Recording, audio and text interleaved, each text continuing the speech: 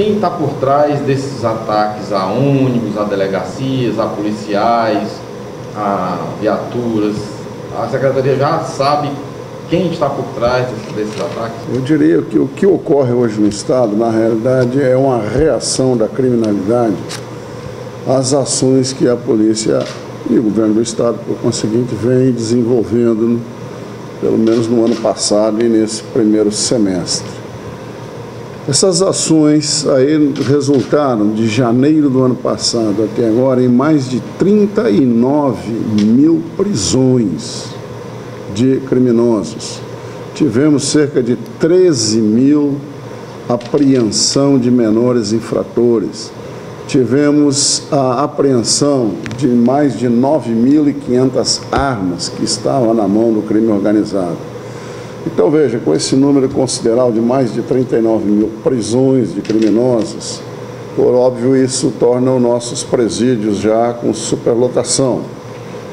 Tivemos a crise no sistema carcerário, e essa crise obrigou a polícia a deslocar suas tropas especiais, e aí nós computamos o choque, computamos o raio, o FTA, tivemos que deslocar para apoio aos agentes penitenciários lá da Sejus.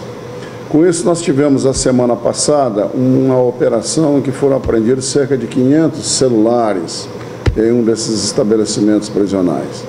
Com isso, se desencadeou uma reação em que a nossa inteligência aponta que as ordens realmente para esses ataques estão partindo de dentro do presídio. Nós temos uma situação em que estamos procurando retomar o controle dos presídios. É óbvio que foram danificados esses estabelecimentos, e à medida que nós estamos retomando, e aí é importante a intervenção do choque, e à medida que se está retomando, isso se está consertando. E isso, por óbvio, está incomodando a criminalidade. Eu diria que nós temos realmente uma criminalidade organizada dentro dos presídios, porque no Brasil todo existem essas facções dentro de presídios, mesmo porque quando alguém entra num presídio desse, até para sua proteção, ela tem que procurar um desses grupos e acaba se filiando a esses grupos. Quando sai, aí lá de fora recebe comunicação e alguém pede para que ele execute alguma tarefa. Isso não significa que tenhamos aqui fora o crime organizado. Eu faço um parênteses dizendo que nós temos quadrilhas organizadas que atuando no Nordeste e, por conseguinte, no Ceará, que são as quadrilhas de assalto a banco. Essas quadrilhas já deram a demonstração da sua organização e é muito difícil combatê-las. Agora, o que acontece na nossa cidade são ações que são determinadas de dentro dos presídios, e eu volto a repetir, é uma reação à atuação que a polícia vem tendo. E aí, eles determinam, e pessoas aqui fora regimentam pessoas que queiram praticar esse tipo de atentado.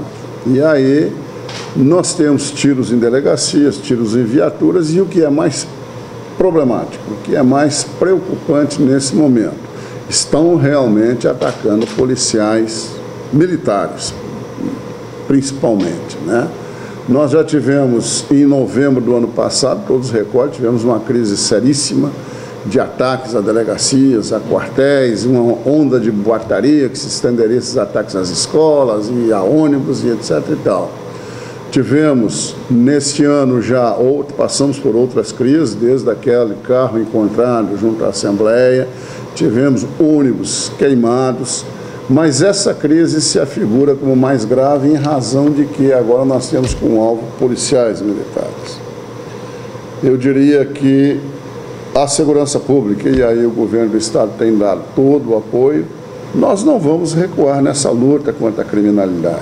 Nós vamos continuar fazendo nosso serviço. É óbvio que algumas pessoas têm insuflado, de maneira que se dê um outro tipo de resposta. Nós temos a responsabilidade de toda e qualquer resposta a ser dada tem que ser dentro da lei. E isso nós vamos exigir dos nossos policiais, e eles sabem disso. Nós temos no Ceará uma boa polícia, tanto a polícia militar quanto a polícia civil. E alguns resultados já vêm acontecendo, pessoas estão sendo presas. Alguns fatos não têm ligação entre si, mas a exploração que se faz coloca tudo no mesmo sentido, no mesmo local. Eu digo, por exemplo, ataques à guarda municipal. Se é uma reação da criminalidade que não quer o choque dentro dos presídios, qual é a ligação com o ataque à guarda municipal? Nós temos, por exemplo, houve ataques em Sobral, onde alguém passou e deu tiros num hospital. Qual é a ligação que tem com isso? Na Delegacia da Mulher. Delegacia da Mulher. Quando é contra a segurança pública, até entendemos que é essa reação da criminalidade. Mas quando é guarda municipal, quando é tiros em hospitais, aí nós temos que começar a investigar, procurar quais as razões para isso. As razões para os ataques aos nosso efetivo e aos nossos equipamentos já está definido que realmente está partindo dentro dos presídios e são uma retaliação à ação que nós temos tido. Então, veja, com 39 mil prisões que nós fizemos em 1 ano e 6 meses, 13 mil apreensões e uma apreensão de mais de 9.500 armas, certamente isso incomoda a criminalidade. E aí nós estamos sentindo hoje essa situação. Agora, já passamos por momentos de crise. O que nós estamos fazendo aí? Nós estamos orientando o nosso efetivo, de maneira que o nosso efetivo preste muita atenção quando vai atender alguma ocorrência. Normalmente estamos mandando 2 viaturas ao invés de uma só, e toda a ocorrência que chega no CIOPS aqui, ela passa por uma filtragem, para que possamos orientar e encaminhar os policiais que vão atender essa ocorrência, para que eles saibam exatamente aonde estão indo e qual o grau de risco que poderão encontrar. Nós estamos colocando no perímetro externo dos presídios o policiamento do próprio POG mesmo, para liberar algumas equipes do raio e algumas equipes do choque, para que possamos utilizá-lo aqui dentro da cidade e na região metropolitana. É claro que nós não podemos descuidar em nenhum momento com o que está acontecendo dentro dos presídios, porque quase que diariamente é necessária a intervenção do choque, mesmo porque nós estamos fazendo, o governo está fazendo a reforma daqueles presídios. E para isso ele precisa realmente do choque, até mesmo para proteger os servidores das empresas que prestam esse tipo de serviço. Mas então efetivamente podemos dizer que o Estado já sabe então quem são os mandantes desses... já identificaram nomes? Veja, as cabeças que estão... essas reações contra a polícia, elas começaram desde o momento em que o governo tomou uma atitude corajosa de fazer uma lei restringindo o sinal de celular. Posteriormente, quando nós tivemos alguns ataques aqui fora e foi identificado que partiram lá de dentro, nós fizemos todo um processo e conseguimos a transferência de algumas lideranças do crime para presídios federais. E isso também incomoda a criminalidade. E agora, nessa última operação, de que foi apreendido cerca de 500 celulares, aí então parece que a reação se tornou bem mais efetiva contra a ação da polícia. Então temos que a nossa inteligência informa que essas determinações para os ataques a policiais estão partindo lá de dentro, nos equipamentos e efetivos policiais. Agora, temos que buscar ainda uma motivação para esses ataques à guarda municipal e ataque tipo a um hospital, por exemplo. Então quer dizer que o estopim dessa última onda de ataques, o estopim teria sido a apreensão dos 500 celulares e 1.000 chips na CPPL-1, na antiga CPPL-1. Sim, certamente o estopim que deflagrou todo esse processo foi de violência. A gente tem conhecimento que a CPPL-1 e a unidade da Calcaia do Carrapicho são as prisões mais problemáticas. Os presos mais perigosos do Estado. São as mais problemáticas para a segurança nesse Estado. Isso é uma realidade também. E aí, a partir do momento que apreenderam esse número de celulares, aí como foi que eles começaram, as ordens saíram de lá? Mas aí, veja, você tem as visitas, e a visita é um direito do preso que não tem como você não deixar essas visitas acontecer. Então, elas acontecem, e aí é fácil de transmitir determinações aí para fora. né? Mas então, já identificaram algumas lideranças? Já identificaram as lideranças lá de dentro, sim. Que estão... Não só já identificamos algumas lideranças lá de dentro, como algumas lideranças aqui fora, que são as pessoas que que têm a responsabilidade, vamos dizer assim, ou a missão de contratar os executores das ações. Agora veja, nós temos executores aí que, às vezes nós temos menores, por exemplo, praticando esse tipo. Como, vamos dizer, eu digo isso, houve uma glamorização sobre o problema de PCC e tudo mais, de facções criminosas, então muitos desses jovens que estão começando na criminalidade, eles entram exatamente para fazer o nome, para tentar galgar algum posto nessa estrutura que eles têm. Secretário, o senhor afirmou que as facções elas estariam organizadas dentro das unidades penitenciárias. Sim. E que aqui fora teriam as quadrilhas de assaltantes de banco. Essas quadrilhas de assaltantes de banco não teriam membros de facções criminosas, porque o que a gente tem informações, inclusive de fontes da gente, da inteligência, é de que muitas vezes os assaltantes de banco fazem parte de facções e que o tráfico retroalimenta o assalto a banco, que alimenta o tráfico e isso tudo dentro das facções. Não, veja, eu digo que essas quadrilhas de assalto a banco são quadrilhas organizadas, realmente bem estruturadas, mas ela não tem uma atuação exclusivamente no Ceará. Elas têm uma atuação em todo o Nordeste. Tanto é a grande dificuldade é quando há um assalto desse, quando ele foge, eles vão ou para o Piauí, ou vão para... simplesmente atravessam nossas divisas e saem. Assim como quando praticam um assalto em outro estado, eles fogem para cá. Então, essas quadrilhas, eu não diria que ela teria uma atuação, vamos dizer, regional, somente aqui no nosso estado. Ela é em todo o Nordeste, nós temos em São Paulo, temos por tudo aí esse tipo de quadrilha. Porque o crime organizado, e aí nós teremos o crime organizado, por exemplo, na fronteira Brasil-Paraguai. O crime organizado, ele não chama a atenção para esse tipo de ataques. A não ser quando há uma retaliação muito grande. Como aconteceu em São Paulo. Como aconteceu em São Paulo, como aconteceu no Rio de Janeiro, em determinadas situações lá. Mas, senão, o crime organizado ele não age dessa maneira. Agora, todos os presídios existem facções que comandam lá. E qualquer um que entrar num presídio, obrigatoriamente, ele tem que se colocar sob proteção de uma dessas facções. Obviamente, quando sai de lá, ou até mesmo o seu familiar, pode receber uma determinação para cumprir determinada coisa aqui fora, ou fazer algum contato, ou executar alguma ação, ou fazer contato para que alguém execute essa ação. Então, isso está ocorrendo realmente, e é isso que nós estamos combatendo nesse momento. Certo.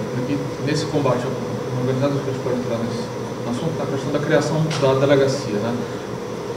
Se o senhor pudesse falar da previsão de quando ela vai começar a funcionar, quem serão esses profissionais, que tipo de treinamento eles vão receber ou já receberam, são equipes daqui mesmo, vão vir equipes de fora? Não, são equipes daqui mesmo, ainda não receberam um treinamento específico para isso.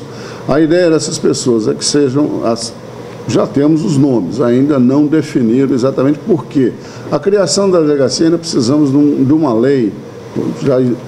Já fizemos o projeto de lei, uma minuta de projeto de lei, encaminhar ao governador, o governador, se aprovar, ele encaminha à Assembleia. Posteriormente, quando aprovar e sancionar, podemos criar essa delegacia. Acredito que seja coisa rápida, no máximo talvez uma semana, essa tramitação aí, uma semana ou duas, e teremos isso. Veja, a ideia nossa é que essa delegacia especializada em combate ao crime organizado, primeiro, que ela estabeleça um íntimo contato com a inteligência da Sejus, para que saibamos o que está acontecendo sempre dentro do sistema carcerário. Segundo, que ela estabeleça um íntimo contato com a Delegacia de Roubos e Furtos. Por que isso? Porque a Roubos e Furtos é que está combatendo os assaltos a bancos e assaltos a carro forte, que são estruturas organizadas que fazem isso. Então ela tem que ter esse trabalho em parceria, em conjunto com a Roubos e Furtos. Temos a nossa Delegacia de Repressão Entorpecente aqui, que aqui o nome é... Como? DCPD. Né? Porque na Polícia Federal é DRA, a de combate a entorpecente. Ela tem que ter uma relação muito estreita, uma parceria com essa delegacia. Além do mais, a Polícia Federal, ela tem em todas as suas superintendências, ela tem uma diretoria de repressão ao crime organizado. Então, nós teremos que também fazer com a Polícia Federal uma parceria para esse combate. Então, basicamente, a estrutura dessa delegacia, nós temos que nos antecipar, conhecermos com profundidade para evitarmos esse tipo de ataque que nós estamos sofrendo. Segundo, para que possamos dar um combate mais efetivo às quadrilhas que no interior do estado têm assaltado bancos, carro forte e tudo mais. Nós já temos uma parceria, um grupo que se reúne mensalmente, que temos a Polícia Federal, Polícia Rodoviária Federal, a ABIN, o Exército. Por que o Exército? Porque o Exército é quem controla, por exemplo, os explosivos. Temos a segurança dos bancos e tudo mais. Porque nós não podemos perder de vista o problema de competência para apurar os fatos. Um assalto a um banco do Brasil, a um banco Bradesco, é conosco mesmo. Um assalto à Caixa Econômica Federal, a competência de apuração já é da Polícia Federal. Um assalto aos Correios, Polícia Federal, essas casas lotéricas que tem uma franquia ou um aval ali da Caixa Econômica para funcionar também, a Polícia Federal. Agora, é claro que num local onde não há Polícia Federal, assaltaram um desses, ou a Caixa Econômica, claro que a Polícia nossa civil ou militar vai ter que atuar. Por isso é que nós queremos essa parceria. Essa delegacia vai ser importante em que ela vai ter que ter essa parceria e trabalhar em conjunto com tudo isso que eu falei até agora. Seja no problema do assalto a banco, problema do entorpecente, tudo isso tem uma estreita ligação, não adianta. Da maneira como o senhor explicou, dentro dos presídios, o cidadão, uma pessoa que é presa, por sobrevivência, seja, ele acaba tendo de se aliar a uma organização, ou do lado de fora temos essas organizações de tráfico, organizações de ataque a banco, coisa que a gente sabe que não é de hoje. Certo. Mas queria saber do senhor, houve uma demora então em se tomar essa decisão, essa iniciativa de se ter um órgão, uma instituição, uma delegacia específica para cuidar disso, da organização do crime? Não, porque a nossa COIN, ela tem uma ligação estreita com a inteligência da Sejus. Então, algumas movimentações dentro dos presídios, nós sempre tínhamos conhecimento prévio. O problema de atuação contra quadrilhas organizadas de assalto a banco, nós estamos com essas reuniões desde o ano passado, que vem sendo feito, sendo trazidas pessoas aqui, inclusive a última até aí nós tivemos uma reunião, foi com o sindicato dos servidores dos transportes de carro blindado, de valores, transporte de valores.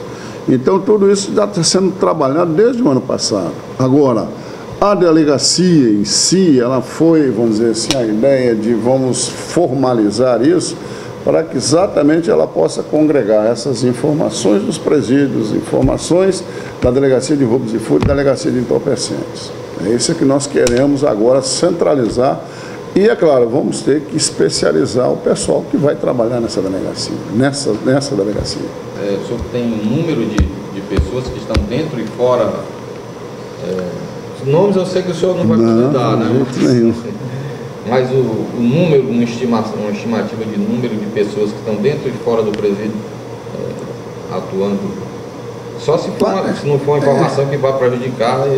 Não, esse é o tipo de informação que é bom nós deixarmos na reserva, mas eu adiantaria que aqui fora é algo em torno de 4 pessoas. 4 pessoas? 4 pessoas. Os cabeças. Sim. E esses... Que é os que arregimentam os executores. E lá dentro do presídio é igual número também, não passa disso. Passa disso, não. As audiências de custódia, elas liberaram algum, sei lá, acho que o índice lá é 40 e alguma coisa por cento de soltura com medida cautelar. Uhum. E os demais vão para o presídio. Aí essas audiências tem todo dia, uma média de 40 por dia. Antes, iam para o presídio das delegacias, vamos supor, 200 por semana. E o número passou a ser muito maior. Aí os presídios foram lotando cada vez mais. E as delegacias também. E as delegacias também. Isso nesse 1 ano e meio, gerou um problema que acabou estourando nos presídios e que daí vem Sim, veja, nós temos aí os presídios superlotados. E além disso, nós temos as delegacias superlotadas. Nós temos hoje em torno de 948 presos nas delegacias aqui da capital e região metropolitana. É um número absurdo. Agora, a audiência de custódia é importante na medida que ela identifica aquele crime de menor potencial ofensivo para a população. Então, nós sabemos aí que se dá exemplos. Tem gente aí que é preso porque, como o juiz hoje me deu um exemplo, que danificou uma cisterna, ou outro porque roubou uma coisa de pequeno valor, por exemplo. E aí o sujeito pode ser jogado dentro de um presídio ou ficar na delegacia por muito tempo. Então eu acho que a importância da audiência de custódia é identificar que tipo de crime cada um cometeu. Um crime grave ou um crime que não é tão grave assim. Esse pode ser colocado em liberdade ou não. Então, essa avaliação que os juízes fazem, eu acho que é importante. Eu fico imaginando, se não houvesse audiência de custódia, como estaríamos as delegacias e os presídios, então, se já estão com essa superlotação no dia de hoje, com audiência de custódia e tudo. Eles tiveram até que suspender por um período, né, porque não dava mais para... não tinha mais como fazer. Porque... Na realidade, há um acordo de cooperação em que cada um dos órgãos que assinaram tem perfeitamente definido o que ele deve fazer na audiência de custódia. A polícia, o que ela deve fazer, a Sejus, o que ela deve fazer, o Ministério Público, o Judiciário e tudo mais. E, nesse momento, por exemplo, a Sejus não tem condições de ficar escoltando todos os presos da audiência de custódia direto para o presídio, porque temos que primeiro trazer os presídios a uma situação de normalidade. Então, com isso, foram suspensas as audiências de custódia. Como elas foram suspensas temporariamente, o problema vai para onde? Para a delegacia de polícia. Começamos a ficar com as delegacias abarrotadas de gente. Nós já chegamos a ter 1.178 presos. Hoje estamos com 948. Temos contado com a colaboração muito grande do juiz da Vara de Execuções, doutor César Belmiro, que tem nos ofertado vagas, temos conseguido com todos os problemas que os presídios estão enfrentando, mas eu ainda digo que um presídio superlotado, por mais problemas que ele tenha, ainda é melhor que uma delegacia superlotada. Porque a delegacia superlotada, nós temos um prédio que não é, sua destinação não é guardar presos, ela está dentro da cidade e com um efetivo muito reduzido para guardá-los. Então, isso é até um risco para a sociedade e a gente procura minimizar isso ao máximo, colocando, inclusive, viaturas da PM para dar uma segurança maior. E a nossa briga é sempre tentando tirá-los de lá. Existem informações de que o secretário vai abandonar o cargo, já deixou uma vez e já deixou outra vez. E o secretário pensa em sair da pasta? Depende de qual secretário você está falando. Ah, eu? Não, veja, eu em nenhuma oportunidade eu saí. Eu tenho tido uma conversa sempre franca com o governador, nós tratamos os assuntos da segurança e eles sabem que eu estou aqui para ajudá-lo realmente e tem plena consciência e já disse isso por aí. Eu não sou secretário, eu estou secretário. E estou secretário até o momento que ele entender que eu estou, vou dizer, as expectativas daquilo que ele espera, eu estou cumprindo. No momento que ele achar que eu possa estar trazendo um problema ou não encontrar as soluções daquilo que a segurança pública precisa, eu sairia tranquilamente, veja, e ainda sairia agradecendo pela honra de ter sido secretário de segurança aqui. Agora, ô carguinho difícil, companheiro. Poucos ajudam, um monte tenta atrapalhar e mais um monte critica. Então, o sujeito para assumir esse cargo realmente tem que ser maluco mesmo. O governo negou que existissem... No Ceará não temos facções. Certo. Não. E aí... Foi bom você perguntar isso. O Estado agora cria uma delegacia de combate ao crime organizado que vai atuar contra essas facções. O que foi que aconteceu? O governo... Muito boa essa sua pergunta.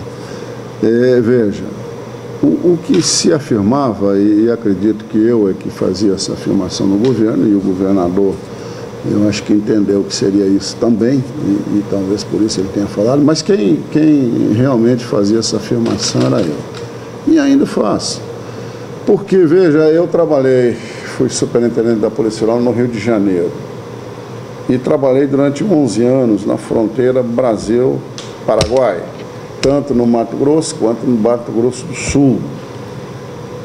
E ali realmente nós temos o crime organizado naquela fronteira.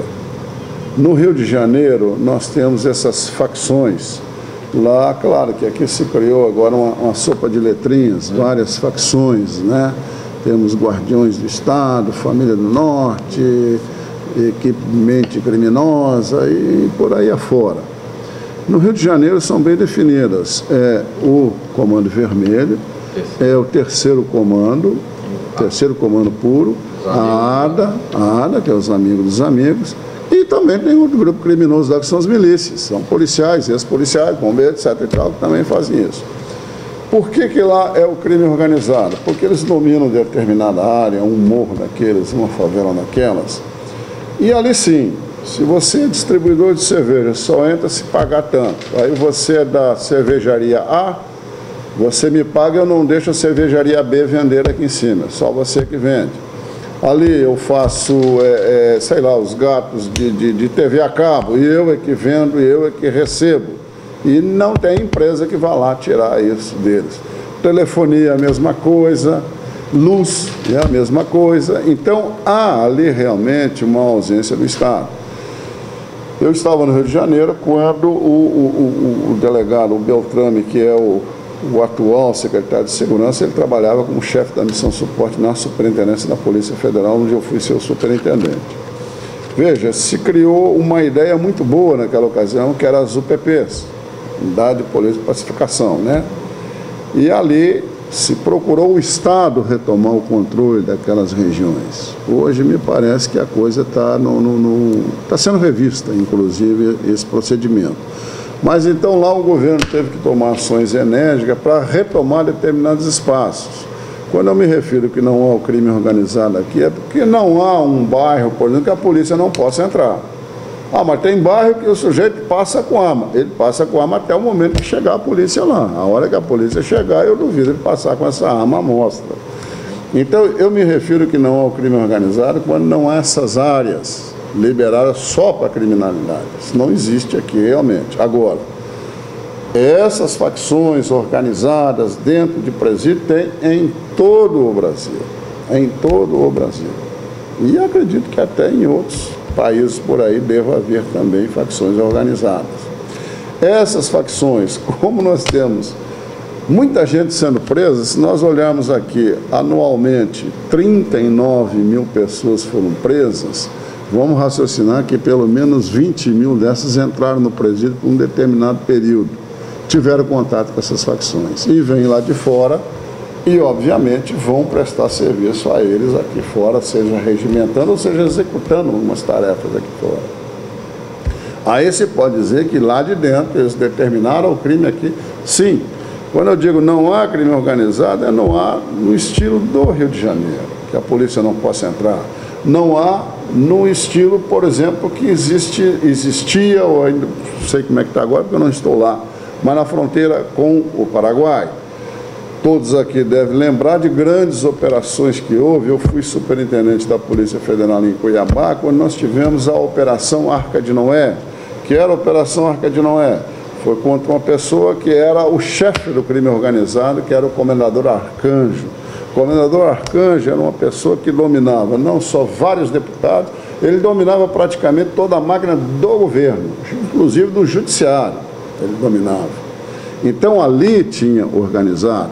Todos se lembram que quando o governo federal e a polícia, aí ele deu dinheiro à Polícia Federal para a Polícia Federal inicial, que se chamou de missão suporte, ou seja, policiais treinados, qualificados, selecionados, e que trabalhavam com equipamentos de alta geração, faziam escutas telefônicas. E aí começou isso em Vitória, no Espírito Santo, porque em Vitória, no Espírito Santo, o crime organizado tinha se instalado no próprio governo. Então, várias pessoas, autoridades, embargadores, deputados, todos foram presos lá. Ali realmente era o crime organizado naquela ocasião. E essa missão suporte nós temos dentro da Polícia Federal, da sede da Superintendência da Polícia Federal, no Rio de Janeiro, que é o que faz o trabalho lá ainda. Então aí sim, eu digo que seria o crime organizado, mesmo porque o crime organizado, ele é tratado a nível empresarial. Você não vai se organizar no crime, a não ser que você para ganhar dinheiro. Só para praticar violência é idiotice, né? Se você quiser se organizar no crime, você vai se organizar para ganhar dinheiro. E não para violência pela violência simplesmente. Isso não existe, né?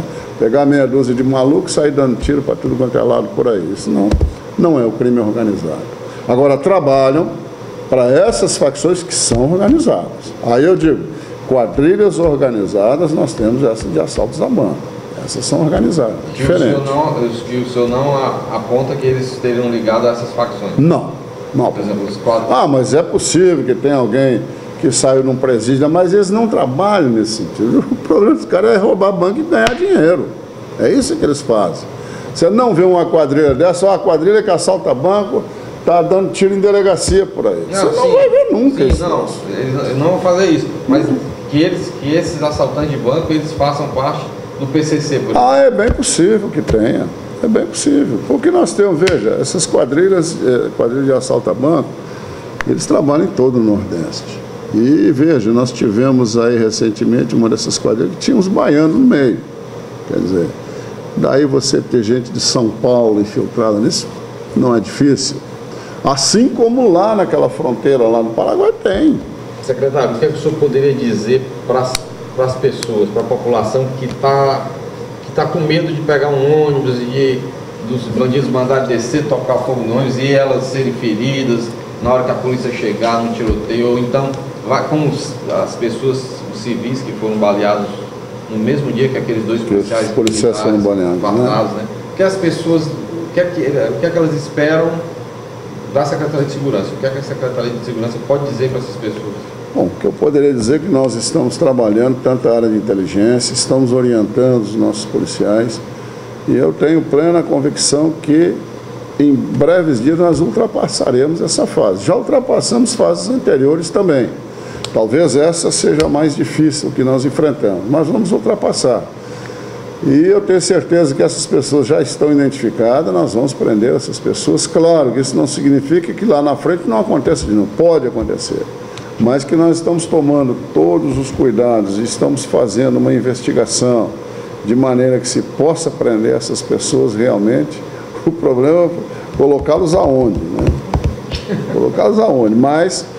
Não, o que se poderia dizer sobre a sua pergunta em especial, a polícia está trabalhando, nós temos, a Polícia Civil tem um efetivo reduzido, mas tem policiais ali que fazem um excelente trabalho, eles estão investigando, a nossa inteligência está correndo atrás. Eu diria que hoje a preocupação da Secretaria, de todos aqueles que têm uma responsabilidade, porque nós também temos camaradas que não querem nada com nada, mas aqueles que têm responsabilidade é 24 horas para resolver esse problema. Mesmo porque nós temos que trazer não só essa tranquilidade à população, como também ao nosso próprio efetivo. Que o nosso próprio efetivo está inquieto, ele está angustiado porque de uma hora para outra ele pode levar um tiro, né? Ele pode estar caminhando, alguém passar por trás dele, dar um tiro nas costas dele. Então nós estamos trabalhando para isso, o comando da Polícia Militar tem um grupo trabalhando especificamente sobre isso, a Polícia Civil foi determinei que todos os órgãos de inteligência se interligassem e conversassem entre si, pelo menos nessa situação. Então eu diria que eu acho que muito em breve, nos próximos dias, nós vamos resolver essa situação, vamos ultrapassar essa fase.